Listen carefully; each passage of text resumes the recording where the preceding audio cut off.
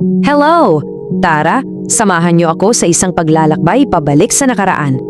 Pag-uusapan natin ang isang kwentong bayan na pamilyar sa marami sa atin, ang Alamat ng Lawa. Handa na ba kayo? Simulan na natin. Alam nyo, madalas nating nakikita ang mga lawa, di ba?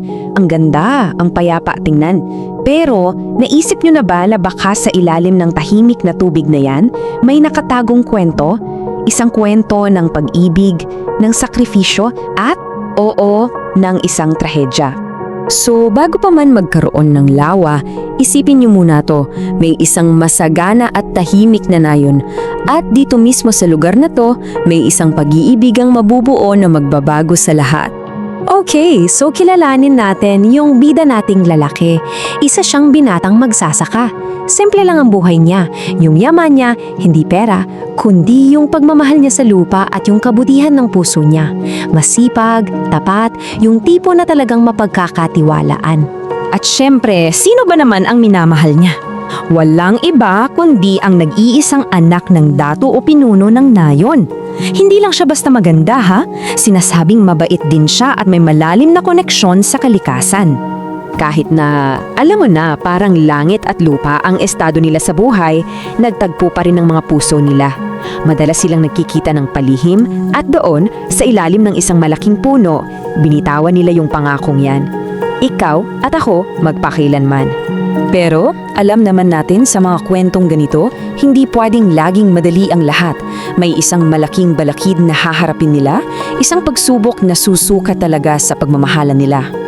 At ito na nga yung pinakamalaking problema, yung agwat sa kanilang katayuan. Prinsesa kumbaga yung isa, habang yung isa naman ay isang hamak na magsasaka. Sa mata ng lipunan noon, naku, imposible talaga ang pag-iibigan nila.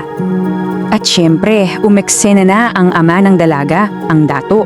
Para sa kanya, malaking kahihiyan na ang anak niya ay iibig sa isang taong walang yaman o kapangyarihan. Kaya naman, sinabi niya ng diretsyo, hindi siya para sa'yo at mahigpit na ipinagbawal ang relasyon nila. So, tingnan nyo kung paano lumala yung sitwasyon.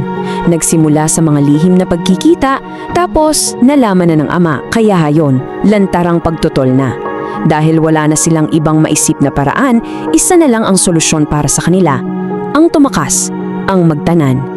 Dito na tayo sa bahagi ng kwento na medyo mabigat sa dibdib.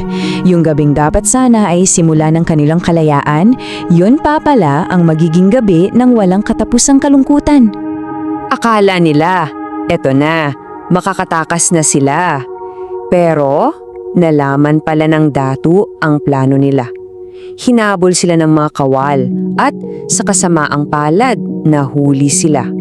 Doon mismo sa gitna ng kagubatan, pilit silang pinaghiwalay.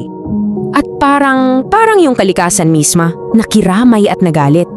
Bigla na lang kumulog ng malakas, kumidlat, at bumuhos ang isang ulan na hindi mo maintindihan kung saan nanggagaling.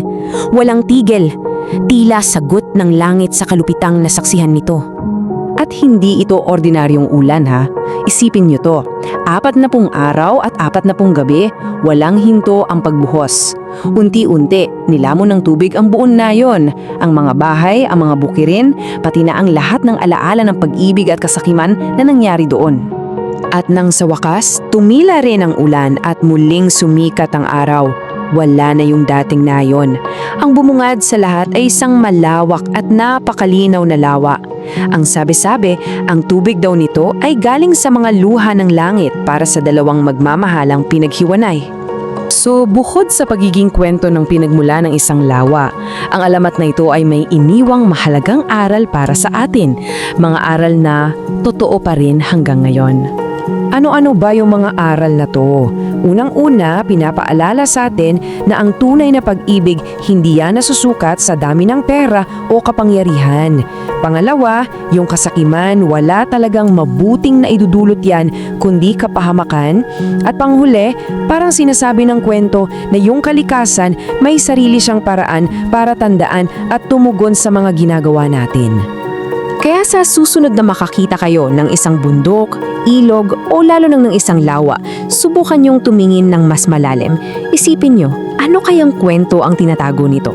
Baka kasi bawat magandang tanawin sa paligid natin ay may sariling alamat na naghihintay lang na muli nating pakinggan.